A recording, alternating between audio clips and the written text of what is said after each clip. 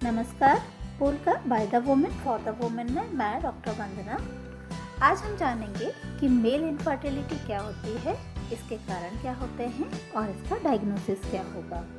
पर इसके पहले हम यह समझें कि इनफर्टिलिटी क्या होती है।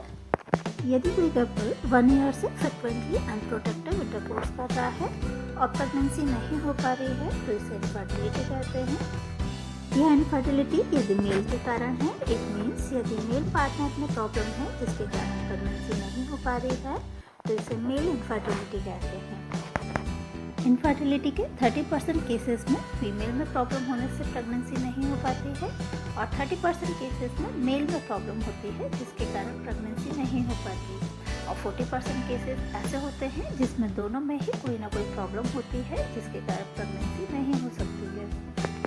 फीमेल में इनफर्टिलिटी के कौन कौन से कारण होते हैं और उनका निदान क्या होगा, इसके बारे में आप मेरी वीडियो बांझपन में देख सकते हैं, जिसकी लिंक मैंने डिस्क्रिप्शन बॉक्स में दी हुई है। आज हम यहाँ पर बात करेंगे मेल इनफर्टिलिटी के बारे में। यदि मेल में किसी जन्मजात बीमारी के कारण प्रेगनेंसी नहीं हो पा रही है तो इसे स्टेरिलिटी कहते हैं। जैसा कि मैंने पहले बताया कि इनफर्टिलिटी के 30% केसेस के लिए मेल रिस्पॉन्सिबल होते हैं, जिनमें से 90% केसेस तो ट्रीट हो जाते हैं, पर 10% केसेस ऐसे भी होते हैं जिनका कि ट्रीटमेंट पॉसिबल नहीं है। यदि मेल के सीमेन में स्पर्म की संख्या कम है तो इसे ओलिगोस्पर्मिया कहते हैं और यदि स्पर्म की संख्या निल है तो इसे एंजियोस्पर्मिया कहते हैं। अच्छी फर्टिलिटी के लिए सीमेन में स्पर्म काउंट और स्पर्म की मोर्टेलिटी दोनों ही इम्पोर्टेंट होते हैं। स्पर्म काउंट का मतलब सीमेन में उपस्थित स्पर्म की संख्या से है और मोर्टेलिटी का मतलब उनकी गति से है। नॉर्मल स्पर्म काउंट की रेंज भी समय के साथ अब बदल गई है। WHO के अकॉर्डिंग पहले जहां 80 मिलियन को नॉर्मल स्पर्म काउंट कहा जाता था, वहीं आज रहन सहन खान पान में इतना ज़्यादा बदलाव आ गया है, स्ट्रेस में इतना ज़्यादा बढ़ोतरी हो गई है कि जिसके कारण स्पर्म काउंट भी अब कम होने लगे हैं। और यदि सीमेन में 40 मिलियन स्पर्म है तो वो भी नॉर्मल कहलाते हैं। मेल इनफर्टिलिटी के कॉजेज़ को देखें तो फर्स्ट कॉज हो सकता है मेडिकल या सर्जिकल कॉज। हो सकता है मेल सेक्स ऑर्गन में वैरिकोसील हो जिसके कारण टेम्परेचर रेगुलेट नहीं हो पाता है और टेम्परेचर बढ़ जाने के कारण स्पर्म नहीं बन पाते हैं। दूसरा कारण हो सकता है कि इन्फेक्शन हो। ये इन्फेक्शन बैक्टीरियल, वायरल या फिर ट्यूबरकुलर भी हो सकता है। थर्ड कॉज हो सकता है हाइड्रोसील हो। हाइड्रोसील का मतलब होता है टेस्टिस में पानी भर जाना। फोर्थ कॉज हो सकता है मेल सेक्स ऑर्गन में ट्यूमर हो। ये ट्यूमर टेस्टिस में, प्रोस्टेट में, यूरेटर में या ब्लैडर में कहीं भी हो सकता है। फिफ्थ कॉज है undescended testis. Normally testis body का एक्सटर्नल ऑर्गन है, पर कभी कभी ये बॉडी से बाहर नहीं आ पाता है और इन बॉडी के अंदर ही रहता है, जिसके कारण इनफर्टिलिटी हो सकती है। तो ये तो थे कुछ मेडिकल और सर्जिकल कॉजेज। इसके अलावा सेकंड है एनवायरमेंटल कॉज। एनवायरमेंटल कॉज में फर्स्ट है ऐसे लोग जो खेतों में पेस्टिसाइड डालते हैं या फिर पेंट इंडस्ट्रीज में काम करते हैं, उनमें भी स्पर्म नहीं बन पाते हैं। सेकंड कॉज है एक्सरे रेडिएशन। जो लोग एक्सरे मशीन पर काम करते हैं उनमें स्पर्म नहीं बन पाते हैं। थर्ड कॉज हो सकता है आप ऐसी जगह काम करते हैं जहाँ टेम्परेचर ज़्यादा रहता है, जैसे कि भट्टी पर काम करने वाले लोग, क्योंकि टेस्टिस को कुदरत ने ही बॉडी के बाहर बनाया है। क्योंकि टेस्टिस का टेम्परेचर बॉडी के टेम्परेचर से 2 डिग्री कम होता है।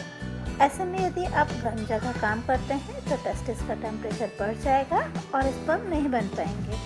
ऐसा उन लोगों के साथ भी हो सकता है जो टाइट कपड़े पहनते हैं या फिर लैपटॉप को अपने पैरों पर रखकर काम करते हैं। थर्ड कॉज है लाइफ स्टाइल। आजकल लाइफ स्टाइल ऐसी हो गई है, रहन सहन खान पान ऐसा हो गया है जिसके कारण स्ट्रेस बहुत ज़्यादा बढ़ गया है। ऑफिस का स्ट्रेस, घर का स्ट्रेस, आसपास माहौल का स्ट्रेस, जिसके कारण स्पर्म नहीं बन पाते हैं।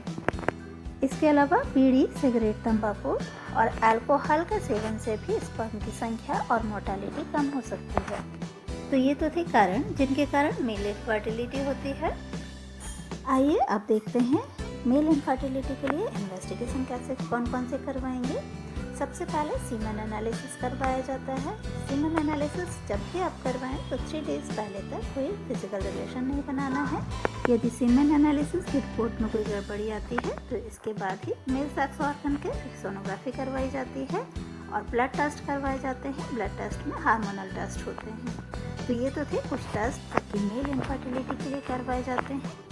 यहाँ पर एक बात गौर करने वाली है कि जब भी कोई कपल इनफर्टिलिटी की कंप्लेन लेकर हमारे पास आता है तो मेल के केवल सीमेन एनालिसिस करवाया जाता है, जबकि फीमेल में बहुत सारे टेस्ट करवाए जाते हैं। इसलिए इनफर्टिलिटी होने पर पहले मेल के टेस्ट करवाएं, इसके बाद ही फीमेल के इन्वेस्टिगेशंस करवाएं। जनरली देखा ये गया है कि इनफर्टिलिटी की कंप्लेन होने पर फीमेल के तो सारे टेस्ट करवा लिए जाते हैं, उसका ट्रीटमेंट स्टार्ट कर दिया जाता है, पर मेल अपने इन्वेस्टिगेशंस नहीं करवाना चाहते। बहुत समय पहले की ना भी बात करें तो आज के समय में भी ऐसे बहुत सारे लोग हैं जो कि इनफर्टिलिटी के लिए केवल और केवल फीमेल को रिस्पॉन्सिबल मानते हैं, जिसके कारण बहुत अधिक समय और पैसा बर्बाद हो जाता है और रिजल्ट भी नहीं मिल पाते हैं।